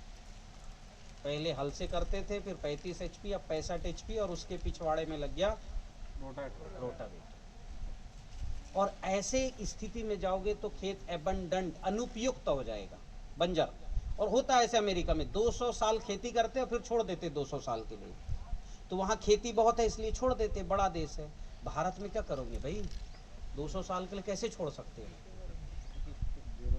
तो एबंडेंट नहीं कर सकते हम। भारत में 5000 साल से खेती हो रही थी, कभी बीमारी नहीं आई। और मेगास्थनी जी ने लिखा है अपनी पुस्तक इंडिका में कि धान का उत्पादन 45 कुंटल पर एकड़ होता था पटना के आसपास। भारत में एकड़ चलता है, हेक्टेयर नहीं, बीघा और एकड़। 45 क्विंटल, और क्विंटल भारत की भाषा है, एकड़ भी भारत की भाषा है। बासमती धान होता था।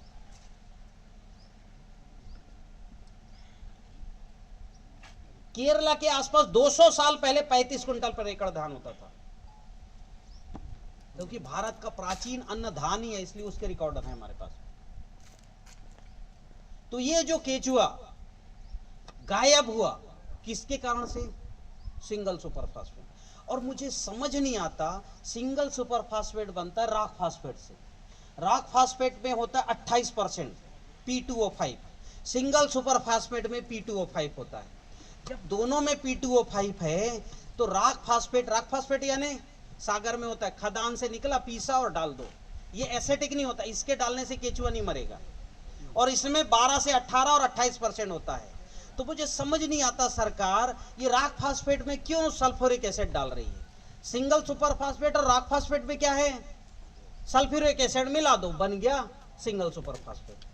बर्बाद खेती को करने के लिए तैयार। और रॉक फास्फेट डालोगे तो खेती आबाद होगी।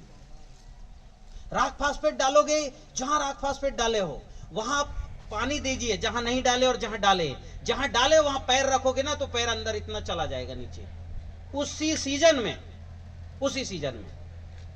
और सिंगल सुपर फास्फेट में भी फास्फोरस है, मतलब सिंगल सुपर फास्फेट में भी फास्फोरस है, खराब वाला, इसमें भी फास्फोरस है। भाई केला आपके पास दो खाने को मिले, एक मिले जैविक खेती या रेसिड्यू फ्री का, और बेलजी भाई मेथड से पका हुआ। मैंने केला पकाने की विधि डाली है, देखे हो क्या? नहीं देखे? यूट्यूब में 5 ग्राम गोबर से 15 दर्जन केले पकाता हूं मैं। केले हरे कच्चे दिखेंगे, छीलोगे तो पतला छिलका निकलेगा कागज जैसा, और खाओगे तो खुशी से नाच उठोगे। आपने इतना अच्छा केला कभी नहीं खाया होगा, उस विधि से पकता है। और लगता कितना है गोबर और घी 1 बूंद। देखिए यूट्यूब में केला पकाने की विधि सर्च कीजिए, डाला है मैंने, उस विधि का खाइए। और एक रासायनिक वाला है, टोरट लगेगा, मुंह में अच्छा नहीं लगेगा। तो आप रासायनिक वाला खाओगे क्या? सरकार कहेगी नहीं ये हटा दो, ये ही खाओ, तो खाओगे क्या? फिर सरकार कहेगी जो ये खाएगा उसको हम सब्सिडी देंगे 33 पर 66%, तो खाओगे क्या? खाओगे क्या? सरकार जबरदस्ती सिंगल सुपर फास्फेट 33% की सब्सिडी देकर डालो। अरे रॉक फास्फेट डालो ना मिले सब्सिडी तब भी क्या डालोगे आप? टोटल हटा दो। आज के बाद गणित में लिख लो, रॉक सिंगल सुपर फास्फेट नहीं डालना। सोते में भी कोई जगह के पूछे सिंगल सुपर फास्फेट आया है, ले लो, फ्री मिल रहा है, ले लो। क्या केचुआ लाना है तो इसको हटाओ।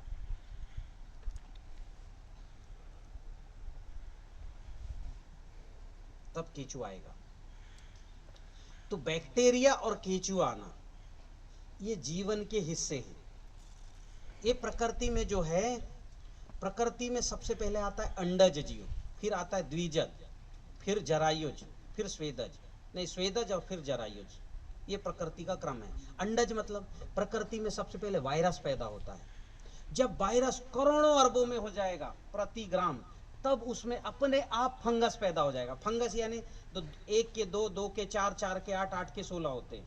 जिसने बायोटेक्नोलॉजी पढ़ी वो जानता होगा। है कोई MSc वगैरह? नहीं तो हाँ द्विदज मतलब फंगस यानी 2, वायरस यानी टिश्यूज के अंदर जीवन जीने वाला। जैसे हमारी ये बाल, इसके अंदर करोड़ों टिश्यूज हैं, उसके अंदर जीवन जीने वाला कहलाता है वायरस। जैसे कोरोना वायरस है ना, वो टिश्यू, इसलिए कोरोना वायरस मनुष्य से मनुष्य में फैलता है। वो शरीर के अंदर ग्रो करता, बाहर नहीं। अंडज है टिश्यूज के अंदर, और द्विदज यानी फंगस, बाहर ग्रो करता है। ये जो कुकुरमुत्ता आप देखते हो ना, क्या बोलते हैं उसको कुकुरमुत्ता को, वो क्या है? फंगस की कॉलोनी। आपने मेरा वीडियो देखा है? मैंने इतने मोटे मोटे फंगस के ऐसे चकत्ता बनाए हैं ड्रम के अंदर, देखा आपने? ऐसे मोटे मोटे चकत्ते बने, लोग अकबक आ गए क्या है? कुछ नहीं, वो फंगस था। इतना सा फंगस मैं किसी को दे दूं तो वो बना लेगा 1000 लीटर। मैंने कैसे बनाया, छोटा सा लेब है, मैंने ऐसे ही बना लिया अपने घर पे। फंगस यानी कुकुरमुत्ता। अभी बताओ, कुकुरमुत्ता को देख के आपको भरोसा होता है फंगस है? होता है भरोसा? अगर कोई बता दे तो आदमी खाना बंद कर दे, फंगस है यार नहीं खाता मैं। पर वो फंगस क्या है, उसके अंदर प्रोटीन है, हैवी प्रोटीन। और प्रोटीन में क्या छुपा है, हैवी माइक्रोन्यूट्रेंट। इसलिए कुकुरमुत्ता का जो पाउडर है, इसको कैप्सूल बना के गुटकने का प्रचलन आ गया है। आपने देखो कितना प्रचार करते कुकुरमुत्ते का, करते कि नहीं करते? जितना फंगस, मित्र फंगस डेवलप होगा, फसल उतनी बढ़िया बनेगी। आपने देखा होगा कुकुरमुत्ता खाते तो बड़ा देरी से पचता है, क्योंकि हैवी उसमें ठसाठस बोलना चाहिए देसी भाषा में प्रोटीन। आपकी मिट्टी में हैवी फंगस होना चाहिए, शत्रु नहीं मित्र। जितना फंगस बढ़ेगा, प्लांट की पत्ती उतनी हरी कच्च और बढ़िया होगी। अब मैंने इनके खेत में जो है उसको ऐसा बजाया, मैं थोड़ी देर बाद रखिए ऊपर रखिए, ऐसा मैंने बजाया पत्ते को, तो कड़ की आवाज आ रही थी। अब मैंने उस समय आपको बता नहीं पाया बजा रहा था ही नहीं बजा रहा था। अब पत्ती को बचाइए, कड़ की आवाज आएगी तो समझ जाना पत्ती अच्छा है, और फट की आवाज आएगी, लीज रहेगा तो पत्ता नरम है, वो आलसी है। भी देखो गांव में कड़क आदमी ज्यादा काम करता है कि आलसी आदमी ज्यादा काम करता है? पत्ता रखो कड़क, वो 8 घंटे काम करेगी, और पत्ता लीज रहेगा तो 4 घंटे और 2 ही घंटे काम करेगी। अब बताओ 2 घंटे पत्ता प्रकाश संश्लेषण करे, ग्लूकोज ज्यादा बनेगा कि कम बनेगा?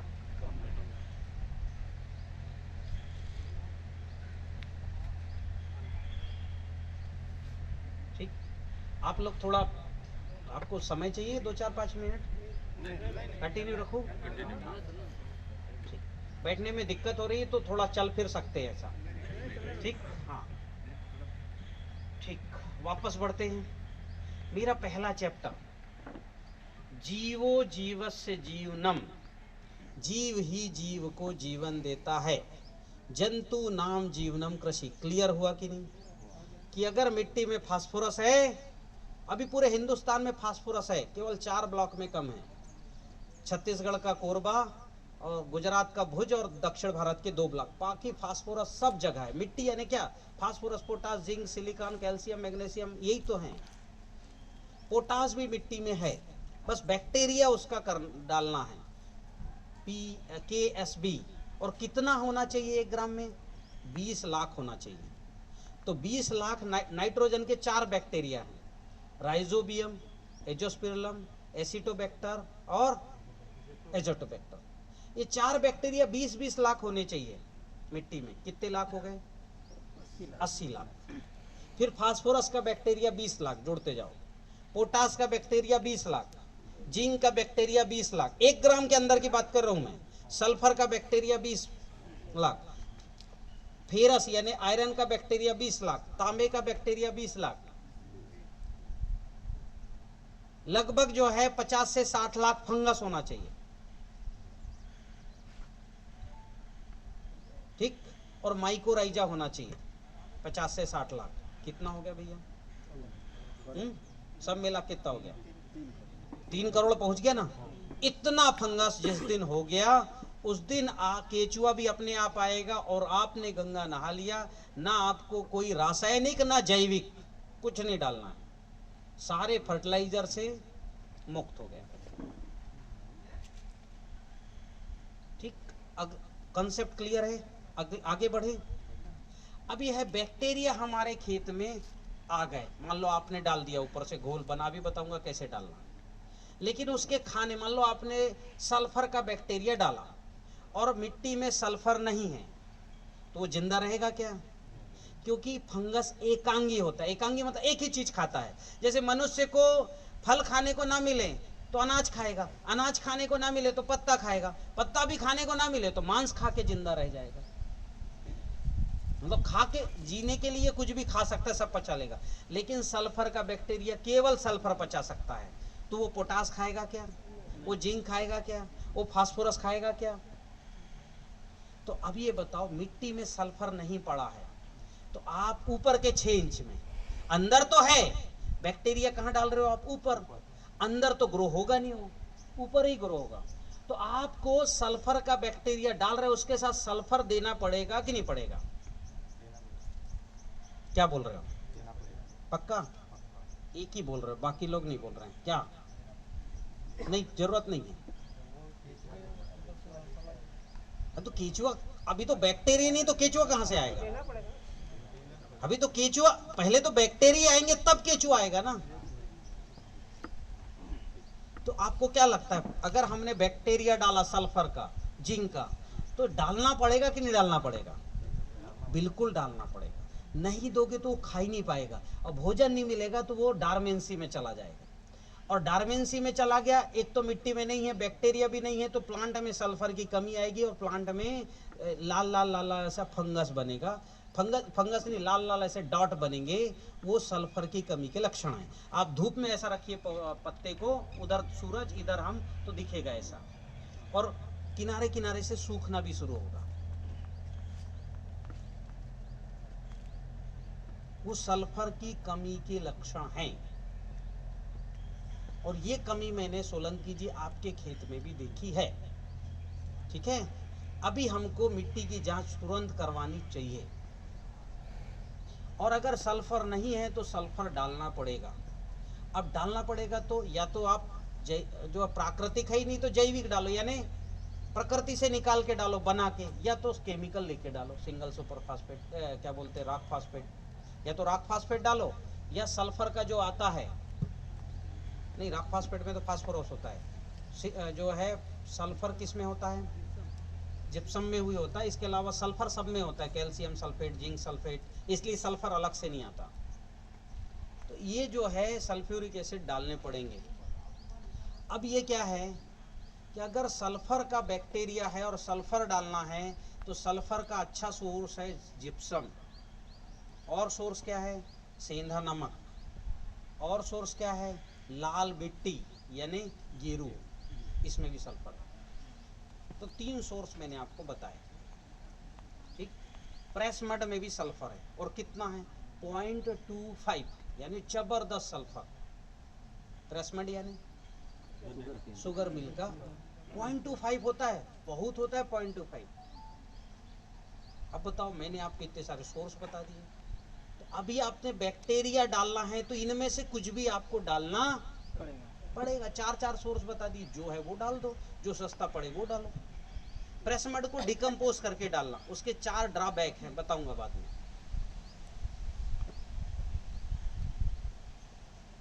कंसेप्ट क्लियर हो रहे हैं? तो ये बैक्टीरिया भी, एक और है समुद्री नमक, इसमें भी 80 मिनरल्स हैं। कितने? 80। तो बैक्टीरिया के साथ ये डालोगे। अब ये बताओ, खनिज तत्व भी जाएगा, चाहे समुद्री नमक, सेंधा नमक डाल दो, लाल मिट्टी डाल दो, सफेद मिट्टी यानी जिप्सम डाल दो, पीली मिट्टी यानी वो तो सल्फर ही होता है पीली मिट्टी में, ठीक है, वो डाल दो। ये आप डालोगे और बैक्टीरिया डालोगे, तो अब आपका बैक्टीरिया ग्रो करेगा कि नहीं करेगा? चूंकि ये फर्टिलाइजर आप डालोगे, सफेद मिट्टी, लाल मिट्टी, पीली मिट्टी, रॉक फास्फेट और नमक आप डालोगे, तो ये पौधा बढ़ेगा कि नहीं बढ़ेगा? बढ़ेगा। फर्टिलाइजर है, बैक्टीरिया के साथ डालो, यूं पौधा चल पड़ना शुरू होगा। और ये जिंदगी में एक बार डालना है। अब बैक्टीरिया ग्रो करेगा तो वो जो केचुआ नीचे बैठा है वो आ ही जाएगा ऊपर। तो आपको ये एक बार करना है ट्रीटमेंट। क्या डालने का? आप सफेद मिट्टी डालो 1 से 2 टन, ज्यादा कड़ी है तो 2 टन, कम है मिट्टी कड़ी तो 1 टन। फिर लाल मिट्टी डालो 4 से 5 क्विंटल, यानी गेरू। क्यों डालो? क्योंकि उसमें पोटेशियम है जबरदस्त, मैग्नीशियम है जबरदस्त, जिंक की मात्रा भी है उसमें। 5 क्विंटल, ये एक बार काम है जिंदगी भर का। फिर रॉक फास्फेट डालो। रॉक फास्फेट क्या? पत्थर का चूरा डाल दो 1-8 टन। जब ये 3 चीज डाल दोगे ना और मिट्टी की जुताई कर दो, पानी डालो, जो कड़ी मिट्टी है वो आपको 15-20 दिन में भी ऐसा फुरफुरापन उसमें दिखेगा अपने आप, और 1 साल बाद तो मिट्टी की काया पलट हो जाएगी। ये जो भी लागत आएगा इसका 4 गुना ज्यादा प्रोडक्शन की गारंटी मेरे तरफ। कर्जा लेके डाल दो, पैसा ना हो तो। ये बलराम किसान जी शायद दे रहे हैं पैसे, बहुत पैसे इनके पास, मैं भी इनसे मांगने वाला हूं। हमारा भी जुगाड़ पानी कुछ करो बलराम भाई।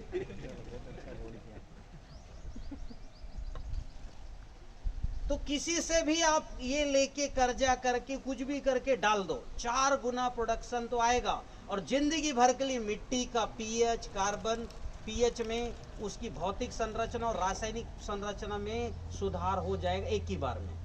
100 सुनार की। बहुत महंगे आते हैं बलराम भाई, बताओ। जिप्सम एकदम सस्ता है। कितना है बताओ, मोटा मोटा। जिप्सम टन में ही आता है। हाँ, और लगभग जो एसएसपी मिल रहा है उससे 25% कीमत में मिल जाएगा। ठीक। मतलब 100 रुपये का एसएसपी है तो जिप्सम 25 रुपये का आ जाएगा। अब बताओ, सस्ता का सस्ता है, जिंदगी में एक बार डालना है। ठीक, कर सकते कि नहीं कर सकते? करना ही पड़ेगा, सकते का बात ही खत्म।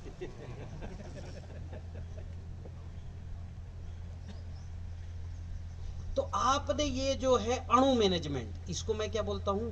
अणु। अभी हमने क्या डाला? जीवाणु। ये दूसरा क्या है? अणु। आपने सब अणु डाल दिए। कौन से अणु? वही phosphorus, potash, zinc, iron, calcium, magnesium, निकल, कोरान, बोरान, कार्बन, ये सब डाल दिया, कोबाल्ट, जिंक। तो पीली मिट्टी, लाल मिट्टी, सफेद मिट्टी, इतना डालना है। मिट्टी भी बढ़िया हो जाएगी, भौतिक रासायनिक संरचना और बैक्टीरिया का फूड भी हो गया। ठीक। अभी जो है ये तो आपने मोटा मोटी मिट्टी को सुधारने के लिए बनाया है। ये डालते ही प्लांट, अभी मिट्टी की संरचना बदल रही, पौधा उसको खा खा के धीरे धीरे देगा, लेकिन प्लांट को तुरंत चाहिए अभी, क्योंकि वो दिन दूनी रात चौगुनी बढ़ रहा है। आपने एक वीडियो देखा होगा, सागौन का पौधा सागौन का पौधा 3 साल में 25 फुट का हो गया। देखा है किसी ने? अपनी टेक्निक में सागौन का पौधा 25 फुट का हुआ है। जो सागौन कंपनी वाले पागल होगा, हो ही नहीं सकता ऐसा। खुद आया एमडी देखने, बोले हम देश भर में लगाते, 3 साल में ज्यादा ज्यादा 12 फुट का हुआ हमारा, आपका कैसे 25 हो गया? और नीचे की गर्द 41 इंच की। और जिस किसान को रिजल्ट आया उसने आओ देखा ना ताओ, जमीन लीज पे लेके 110 एकड़ जमीन लीज पे लेके और कर्जा लेके 1,18,000 पौधे लगा दिए, क्योंकि उसने कहा पौधे में तो पैसा बनना ही है। ग्रोथ देखा उन्होंने, ग्रोथ को देख के फिर ये इन्वेस्ट किया। क्योंकि जो सक्सेस देखता है तो फिर पैसे का सोचता है क्या? हमको आना है केला बढ़िया, तो उतना इन्वेस्ट कर ही देता है। तो ये करिए। मैं अभी एकदम से ये डालने से, अभी क्यों जो है आपको रोज रोज उसकी ग्रोथ हो रही है, तो 1 साल बना बुनाया खाना डालना है। मतलब प्रकृति तो दे रही है, आपको भी देना है, पर प्रकृति अभी उतना नहीं दे पाएगी 1 साल या 2 साल। देखो कितना चाहिए भैया, केले के पौधे को कितना पोटाश चाहिए बलराम भाई? लगभग एक साल भर में 1 एकड़ को 9 बैग 10 बैग 10 बैग यानी 5 क्विंटल। 5 क्विंटल का एक बैग में होता है 56%, तो कितना हो गया? लगभग 3 क्विंटल पोटेशियम ऑक्साइड चाहिए 25 टन के प्रोडक्शन के लिए। इसका एक सिद्धांत भी है, 0.40% पोटाश लगता है प्रोडक्शन के इक्वल में। 100 क्विंटल प्रोडक्शन लेना है तो 4 क्विंटल पोटेशियम चाहिए। तो ये मिस्टर लाइबेक का सिद्धांत है। अब ये सिद्धांत में जाएंगे तो और अंदर घुस जाएंगे, इसलिए उधर मत जाइए। और ये सब मेरे 5 दिन का जो ट्रेनिंग है उसमें है। आप सोल में जाएंगे, नर्सिंग को ट्रेनिंग है, उसको आप जो है उसको देख सकते हो। ये पूरा कंसेप्ट दिया मैंने बोर्ड पे कि कितना प्रोडक्शन, कितना नाइट्रोजन, कितना फास्फोरस, कितना पोटास, कितना जिंक, कितना कैल्शियम, मैग्नीशियम, पूरा दिया है डायग्राम। अभी वो सब मत समझो, रासायनिक खेती का डायग्राम है। मैं जो बता रहा हूँ इतना कर लो, डायग्राम अपने आप कंप्लीट हो जाएगा। ठीक। पहले साल में ये 3 क्विंटल पोटेशियम ऑक्साइड बैक्टीरिया नहीं दे सकते, कारण उतने बैक्टीरिया नहीं है। 20 लाख बैक्टीरिया हैं तो भी काम करने का उनको मौका नहीं मिल रहा है। मिट्टी में एरेशन नहीं है, ऑक्सीजन नहीं जा रहा है, तो बैक्टीरिया काम नहीं करेंगे। तीसरा, बैक्टीरिया बार बार जुताई निंदाई गुड़ाई से, बार बार जुताई से बैक्टीरिया कॉलोनी डिस्टर्ब होती है। हर जुताई के बाद वापस वो कॉलोनी बनाते हैं। ठीक है। चौथा जो है मिट्टी में जो है मिट्टी का पीएच यानी पोटेंशियल ऑफ पावर, इन्हें ताकत खींचने की क्षमता, ये ठीक नहीं है। तो इन सब 3-4 कारणों से पहले साल आपको बना बुनाया भोजन देना पड़ेगा। कि बना बुनाया भोजन मैं गौशालाओं में बनवाता हूँ, उसका नाम है गोवर्धन खनिज कंपोस्ट खाद। 25 किलो के बैग में 15 किलो गोबर है, जिसमें बैक्टीरिया भी हैं, सारे बैक्टीरिया, 100 से ज्यादा बैक्टीरिया हैं, और 10 किलो खनिज हैं, मिनरल्स हैं, यानी पोटेशियम, फिर फास्फोरस, जिंक, कैल्शियम, मैग्नीशियम, ये सब है। और नैनो टेक्नोलॉजी में है कुछ। तो किस टेक्नोलॉजी में है? मतलब इतना है, काम इतने का करेंगे। अब ये मैं अभी बताना नहीं बताऊं, क्योंकि ये लगभग 1 घंटे का, और ऐसा मौखिक बताऊंगा तो नहीं, इसमें सेटअप भी लगता है 3-4 लाख का। मैंने ये यूट्यूब में डाला है, आपने देखा क्या? यूट्यूब में डाला, देख लो आप, ठीक है। और किसान को लगाने के बजाय मैं ये गौशालाओं में लगवाता, और उन गौशालाओं में जहां गाय मारी मारी फिर रही, जहां दूध दे रही, उन गौशालाओं में नहीं लगाता मैं। और इसका जो पैसा है जो आप दोगे, वो पैसा उन्हीं गौशालाओं को जाता है, क्योंकि आप जब तक गाय के लिए नहीं काम करोगे, गाय कामधेनु, वो आपके लिए कभी काम नहीं करेगी। किसान को कितना ही समझाओ गौशाला में दान दो, दिए ही क्या आपने? अब दोगे, क्यों दोगे? बोरी खरीदोगे, क्यों? मजबूर हो कि नहीं? ठीक, बहुत महंगा भी नहीं। केला लगाते समय 50 किलो, फिर हर 15 दिन में 25 किलो डालना, एकड़ 550 का बैग है। इंटू फटाफट करो जरा, मैंने भी आज तक जुड़वाया नहीं। और ये मैं ऐसा नहीं कि मेरा इसमें मेरी मलकियत है, मेरी नहीं है इसमें कुछ। ये गौशाला में बन रहे हैं, वहीं से आएंगे, आपके यहाँ भी गौशाला में बनेगा, आपको वहां से खरीदना है। क्योंकि गायों की चिंता करने वाला कोई नहीं। ऐसे ही रहा ना तो मेरे को ये बुरहानपुर में बोल रहे थे, भाई साहब ये बाड़े में जो अच्छी गाय दिख रही ना, अगर इनने सरकार ने इनको सहयोग नहीं किया तो गाय ढूंढनी मुश्किल हो जाएगी, खत्म हो जाएंगे। आपको करना ही है गाय के लिए काम, ऐसे नहीं करते, ऐसे करिए। प्रोडक्शन की गारंटी मेरे तरफ। आप जोड़ो तो कितना हुआ? 12 दूनी 24 इंटू 550 करिए।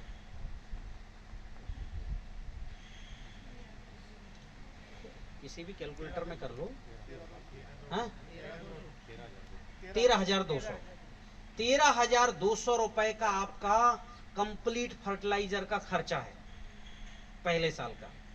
आपको ना पोटास लेना, ना फास्फोरस लेना, ना जैविक डीएपी, ना रासायनिक डीएपी, ना जिंक, ना कैल्शियम, ना मैग्नीशियम, कुछ नहीं लेना।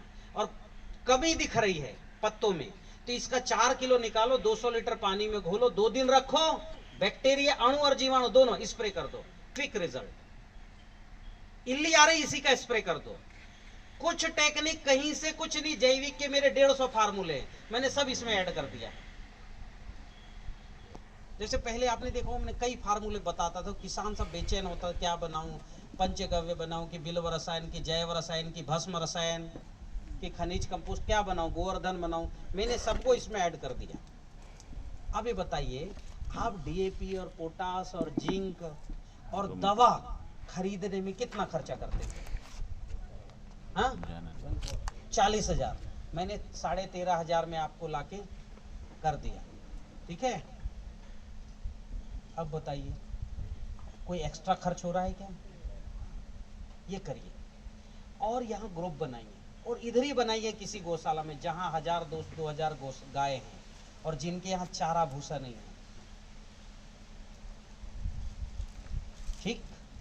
अब ये मैंने न्यूट्रिशन मैनेजमेंट का मेरा कोर्स कंप्लीट। मिट्टी को ठीक करने डालो, उससे भी न्यूट्रिशन मिलेगा, वो लॉन्ग लाइफ है, जिंदगी में एक बार डालना है। और केला भी, तो अभी केला पहली बार में ही नहीं लगाना, एक सॉइल ट्रीटमेंट कोर्स है, उसके बाद केला लगाना है।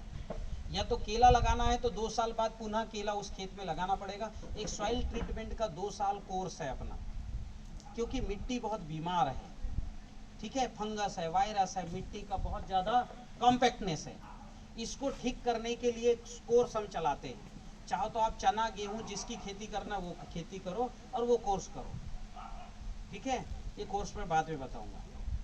वापस आ रहा हूँ, मतलब यहाँ से जाते ही सीधे केला नहीं लगाना, वो सॉइल ट्रीटमेंट कोर्स करना, कोई भी फसल करते हुए करना, केला फसल करते हुए भी करना, कर सकते हो, ठीक है। हाँ, अब हम आगे बढ़ते हैं, सेकंड चैप्टर में हम प्रवेश करते हैं, मतलब जीवाणु और अणु, न्यूट्रिशन और बैक्टीरिया। कंसेप्ट अभी क्लियर हुए कि नहीं? किसी का कोई प्रश्न? कि अगर हमने ऐसा किया तो प्रोडक्शन हमारा अच्छा आएगा, और बिल्कुल आएगा। हाँ, अब रही बैक्टीरिया का। बैक्टीरिया आपको एक सेट खरीदना है। कितना सेट? हाँ, कुछ बैक्टीरिया हमारा एफपीओ मतलब किसानों का एक संगठन है। मैं किसी जो है मैं बहुत बड़े कोई इंडस्ट्री से नहीं ले रहे हैं, उद्योगपति दिल्ली से नहीं बुला रहे हैं। ये बन रहा है कनई में और हमारे 1-2 यूनिट भोपाल में। वहां जहां के मालिक कौन है? आप, हम हैं। एफपीओ बना रहा है, मैं खुद भी बनाता हूं, मेरे घर में भी लैब है, ठीक है। ये टेक्निक मैंने पूरा किसको दे दिया? पूरा सेटअप किसको दे दिया? अभी एफपीओ को। अब एफपीओ बना रहा है। आपको क्या करना है? और कुछ बैक्टीरिया IISR केरला से आते, कैप्सूल कल्चर, तो 7 तरह के कैप्सूल वहां से आते, देगा एफपीओ ही, आप डायरेक्ट वहां से नहीं ले सकते, ठीक है। एफपीओ के थ्रू आपको एक सेट बुलवाना है। कितना खर्चा है? 3700 रुपए का। कितना? हाँ, इसमें कैप्सूल 10 एकड़ में हो जाएगा, बाकी जो 4-6 चीजें हैं वो एक ही एकड़ के लिए होगा। अब वो एक सेट बुलवाना है, इसका बैक्टीरिया कैसे बनाएंगे? इसको क्या करना है? जब वो सोल पे आप जाइए, लिख लीजिए सोल, SOUL, एक ऐप है सोल, ठीक है, SOUL। आपने देखा गोल पीला कलर का एक गोल बना है, 2 पत्ती निकली हुई, बीच में सोल लिखा है, ठीक है। वो है, ये सोल ऐप पर जाइए और डाउनलोड कर लीजिए, और उसमें लिखा हुआ है जितने कैप्सूल दिख रहे हैं वो ऑर्डर कर लीजिए। जामन ऑर्डर कर लीजिए, जामन लिखा है, और कैप्सूल आधा लीटर और 7 कैप्सूल, ये आपको बुलवाना है, ठीक है। लगभग 2500 रुपए के आसपास के होंगे 10 एकड़ के लिए। बहुत खर्चा है क्या? 250 रुपए एकड़ का खर्चा है। 20 एकड़ में हो जाएगा, अच्छे से मदर कल्चर बना लिया तो, ठीक। अब ये कैप्सूल आ गए तो क्या करना है? 10 लीटर पानी में 100 ग्राम गुड़ डाल के उबालना है, अच्छा, जैसे दूध को उबालते हैं। दूध को कैसे उबालते हैं? धीमी आंच में, धीरे से। अब बहुत ज्यादा उबालोगे तो उड़ जाएगा सारा पानी। ज्यादा, 1-8 लीटर ज्यादा ही डाल देना, 11 लीटर, ठीक है। 100 ग्राम गुड़ डाल के धीरे आंच में उबालना। जब वो स्टरलाइज हो जाए, बैक्टीरिया उसके डेड हो जाए, तब क्या करना? उसको ठंडा कर लेना।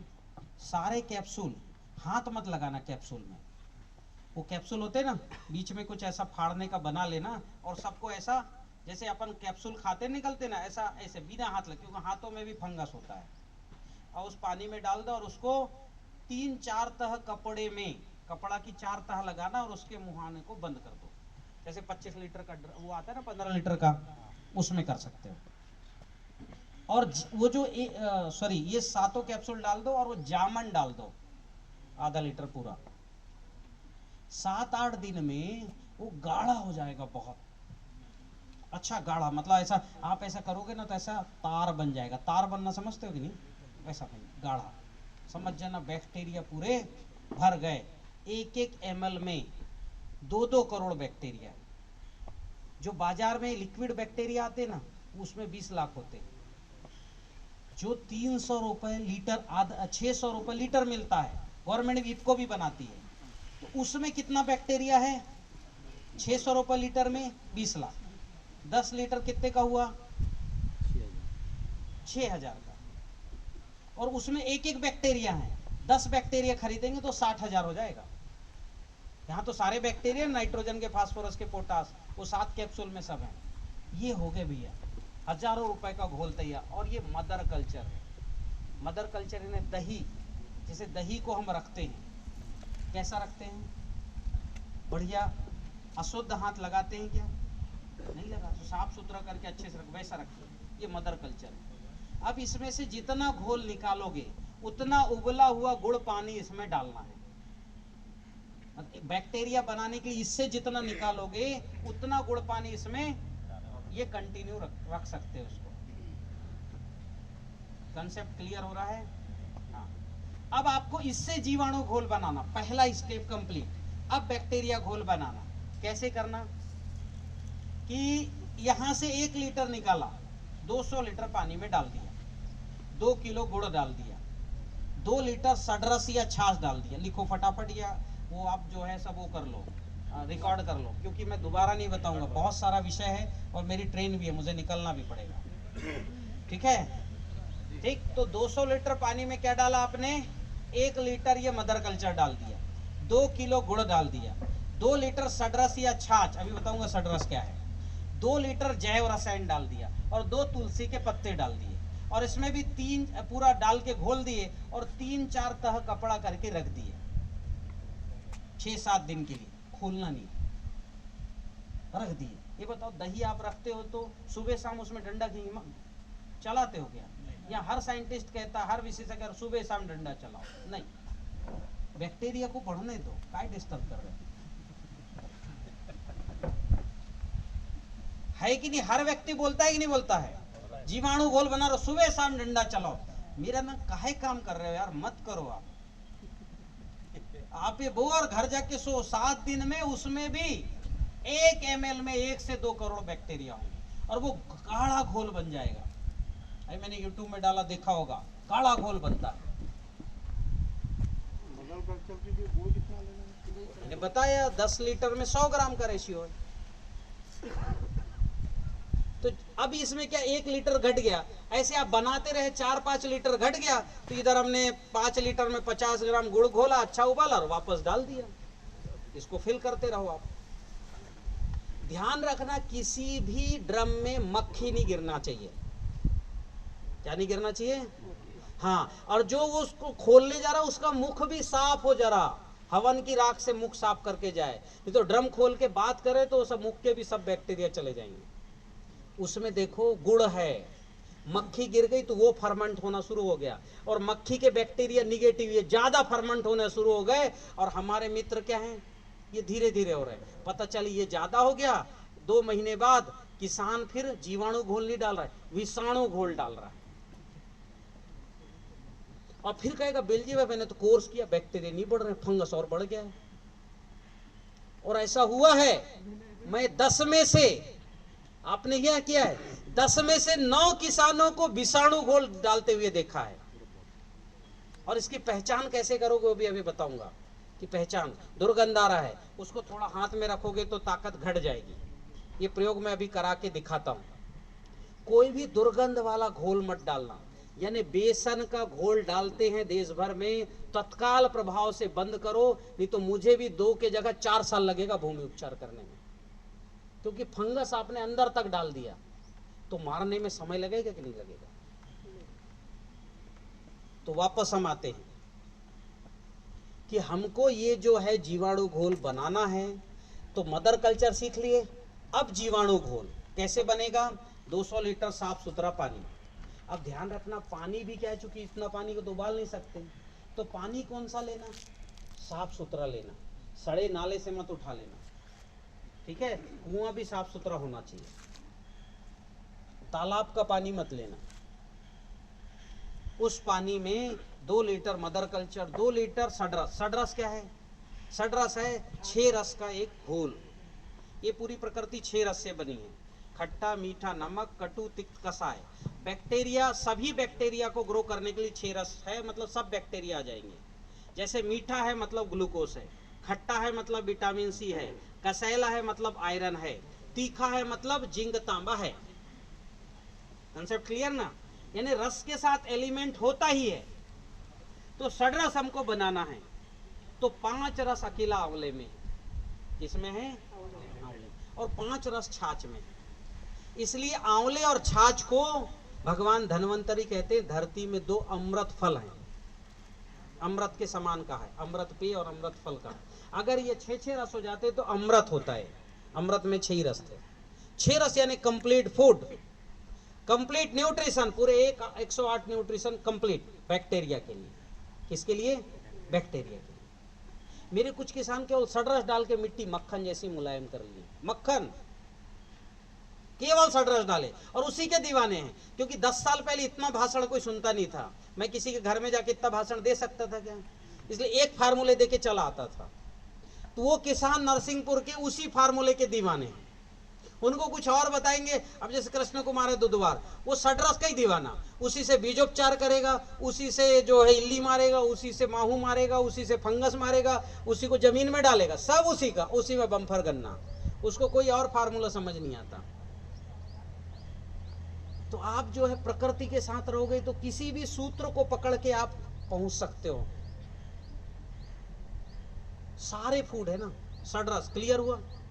छोटा फार्मूला है कि बड़ा? नहीं, फार्मूला छोटा है कि बड़ा? इसलिए अच्छे से बता रहा हूं कि फार्मूला बहुत बड़ा है। ये साधारण फार्मूला मत समझना सड़रस को। प्रकृति का कंप्लीट फूड अमृत के समान। कैसे बनेगा? कुछ नहीं करना। 1 लीटर में 1 लीटर का रेशियो बता रहा हूं, फिर 10 लीटर 100 लीटर आप कर लेना। 1 लीटर छाछ में 1 चम्मच आंवला पाउडर मिलाना, या 1 आंवला कुचल के मिला देना। अच्छे से उसको हिलाना। 2-4 घंटा रखने की जरूरत है, नहीं तो 2 दिन, अधिकतम 2 दिन रखो। नहीं तो 2 घंटा भी रखोगे तो वो सड़रस बन गया। भाई आंवले का 5 रस और इसका 5 रस मिला तो कितने रस बनेंगे? 10 हो गए। हैं? 10 हो गए। अरे भैया, दुनिया में 6 रस है, 10 कहां से बनेंगे? संशोधन कर रहे थे आप। मैंने बोला ही दुनिया ही में 6 रस हैं, कॉमन है ना, एक में तिक्त नहीं है, एक में जो है कड़वा नहीं है। सड़रस कितना सारा। बच्चों को पिलाओ, देखो जरा, बच्चियों को पिलाओ। आपने देखा होगा यहाँ कालापन बच्चियों में आता है, पिलाओ तो सही। दोपहर में सड़रस पिलाना शुरू करो। पौधों में स्प्रे कर दो, 1-2, टेस्ट बदल। गेहूं में अभी स्प्रे कर दो, गेहूं पक रहा है ना, टेस्ट बदल जाएगा उस गेहूं का एक ही स्प्रे में। और 3-4 स्प्रे कर दिए ना तो वो तो गेहूं का स्वाद ही अलग हो जाता है। अरहर में स्प्रे कर दो, दाल का स्वाद ही बदल जाएगा। सड़रस 6 रस आ गए उसमें। फूल के पहले स्प्रे कर दो, जबरदस्त फ्लावरिंग आएगी। चने में तो ऐसी फ्लावरिंग आएगी कि चना नहीं दिखेगा, फूल ही फूल दिखते हैं। मात्रा कितनी? 3% का रेशियो है इसका, मतलब 100 लीटर में 3 लीटर मिलाना। सड़रस का रेशियो कितना है? 3% स्प्रे का। जमीन में कितना डालना? केले की फसल में हर महीने 10 लीटर, 10 से 20 लीटर एक एकड़ में। तो जो जीवाणु घोल बना रहे हो उसमें डाल ही रहे हो। 200 लीटर में 2 लीटर तो डाल ही दिए। 8 लीटर बनते समय वो करके चला देना। फिर देखना बैक्टीरिया कैसे बढ़ते हैं, फिर देखना पौधा कैसे बढ़ता है। ठीक, क्लियर हो गया फार्मूला। दूसरा है जैव रसायन। ये जैव रसायन क्या है? ये है तेरा तुझको अर्पण है। केले में क्या पैदा होता है? केला। 50 किलो केला काटो। जो केला ऐसे होता है झड़ गया, नीचे टपक गया, या हम तोड़ते हैं उनको भी उठा सकते हो, वो 50 किलो काटो। ठीक है, 200 लीटर पानी में डाल दो। वो ड्रम होता है ना, उसमें 200 लीटर पानी नहीं आता, 150 लीटर आता, उसमें डाल दो पूरा। और 16 किलो गुड़ डाल दो। जो केला टूट जाते हैं, बिकते नहीं, ऐसे होते ना, फट गए किसी कारण से, 50 किलो तो निकलता ही है ना 1 एकड़ में, उसको काट के डाल दो, उसमें 16 किलो गुड़ डाल दो। 90 दिन छांव में रखो। ठीक है ना, केले के बगीचे के अंदर ही रख दो, 2-4 ड्रम चाहे रख दो, 100-100 लीटर का रख दो। लेकिन ध्यान रखना, ड्रम वो खुले ढक्कन वाला मत रखना। वो जो एयर टाइट वाला आता है ना, ऐसा करके खोलो, उसमें एक एक करके केला डालना पड़े तो वैसे करके डालना। और 90 दिन में बहुत शानदार खुशबूदार एक लिक्विड प्राप्त होगा, हल्का पीला रंग का, फर्मेंट हो गया, जबरदस्त। ये केले का वो फूड है जिसको केले का जड़ के पास बैक्टीरिया बनाते हैं। और ये जो मदर कल्चर चाहो तो उसमें डाल देना 1 लीटर। किसमें? वो जो घोल है उसमें, और फास्ट बनेगा। 3 महीने के बजाय 2 महीने में बन जाएगा, 1 महीने में भी बन जाता है। ठीक है, नहीं डालोगे तो भी बनेगा, डाल दोगे तो भी बनेगा। ये वो फूड है, इसको डाल दिया ना केला, दिन दूना रात चौगना पड़ता है। आप 8 दिन बाद केला देखने जाओगे ना, कहोगे यार ये केला कैसे इतना बढ़ गया।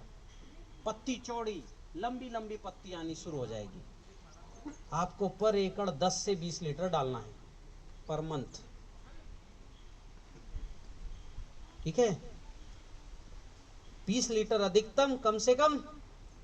अब ये सडरस और जैव रसायन बताया, कोई बड़ा भारी टेक्नोलॉजी है क्या कि बड़ा खर्चा है नहीं बना सकते, ऐसा है क्या? और रिजल्ट जबरदस्त, रिजल्ट जबरदस्त, ट्रिमेंडस। भरोसा नहीं होगा ऐसा रिजल्ट मिलेगा। शुरू करो डालना बस। यहां से जाओ, सबसे पहले जैव रसायन ही बनने डालो, डाल दो। बाद में वो मदर कल्चर बनाओगे तो बाद में डाल देना 1 लीटर। अब ये क्या है, ड्रम हो सकता है फूले, अगर केले पके रहेंगे ना तो ड्रम में फूलन आएगी। तो ठीक है, ड्रम बिल्कुल ऐसा हो सकता है मटका जैसे होने लगे, तो उसका एयर निकाल देना बस, केवल इतना ही करना है। क्लियर? अब 2 तुलसी के पत्ते क्यों डाल रहे हैं? निगेटिव उसमें बैक्टीरिया ना आए, इसलिए उसमें 2 तुलसी के पत्ते डाल रहे हैं। केले की खेत में हर पेड़ के पास एक तुलसी लगा देना, फिर देखना केले का ग्रोथ। कोई कठिन काम है क्या? हाँ, निगेटिविटी को खत्म करती है तुलसी। केले के पेड़ के पास दोनों तरफ मुनगे के 2 पौधे लगा देना। मुनगा जानते हो? हाँ, ड्रमस्टिक, सहजन, ठीक है, वो लगा देना। और वो सहजन को इससे ज्यादा बड़ा मत होने देना, उसको काटते रहना, पत्ती काटते रहना। 25-30 हजार 50 हजार तक एक्स्ट्रा पत्ती की पत्ती बिकती है 15,000 रुपए किलो तक, देख लेना किसी में। आप बेचोगे तो 300-500 रुपए किलो बिकती है। तो जो खर्चा आएगा अपने फार्मूला में इससे निकल जाएगा। और ये नत्रजन देते रहेगा, किसको? फ्री में, क्योंकि नाइट्रोजन फिक्स करते रहता है, बैक्टीरिया ग्रो करेगा।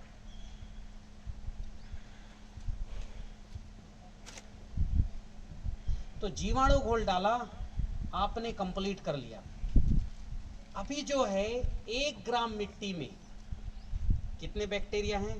2 से 3 करोड़। अभी उससे ज्यादा इसमें अणु हैं। 1 ग्राम मिट्टी उठाओगे ना तो अणु होते 2 के आगे 20 बार शून्य लिखोगे, नहीं 26 बार, इतने अणु होते। संख्या बोल नहीं सकते, पदम खराब कितना हो जाएगा। 1 ग्राम मिट्टी में इतने अणु होते। और जीवाणु कितने होते? 3 करोड़। तब सोचो कितना बड़ा संसार है। और एक अणु की ताकत पता है कितनी है? 200 TNT की है। कितनी?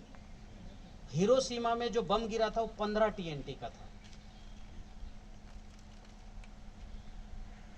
2 के आगे 26 शून्य लिखोगे, इतने अणु हैं। कितनी ऊर्जा है फिर 1 ग्राम मिट्टी में? इतनी है कि 10,000 साल तक चंद्रमा की अगर यात्रा करें हम, आना जाना, तो उसका एनर्जी खत्म नहीं होगा। इतनी एनर्जी। और इसी एनर्जी का उपयोग किए थे भगवान कृष्ण अर्जुन को दूसरे लोक में ले जाकर अभिमन्यु को दिखाए थे ना। याद है वो किस्सा कि उन्होंने रथ बदला, मतलब रथ मतलब अब वो रॉकेट बदला होगा, फिर उसमें ये वाली एनर्जी से चले होंगे, एनर्जी यूज किए होंगे, फ्यूल यूज नहीं। फ्यूल यूज करते तो कहां तक पहुंचते? 1 ग्राम मिट्टी में इतनी एनर्जी है। ये पूरा संसार एनर्जी से चलता है। ठीक है, मैं किसी ट्रेनिंग में पहले एनर्जी ही बताता हूं। आज की ट्रेनिंग मैंने उल्टा शुरू किया, जीवाणु से शुरू किया। इस धरती के नीचे 3 स्तर हैं, ऊर्जा, अणु, जीवाणु। मैंने जीवाणु और अणु बता दिया, अब बता रहा हूं ऊर्जा। किसी को पानी पीना हो तो पानी पियो, ठीक है, थोड़ा चहलकदमी करना हो तो कर लो। 5 मिनट का समय मैं दे रहा हूं, तब तक कंटिन्यू रहेगा। किसी को चर्चा करना है तो मेरे पास आके करो।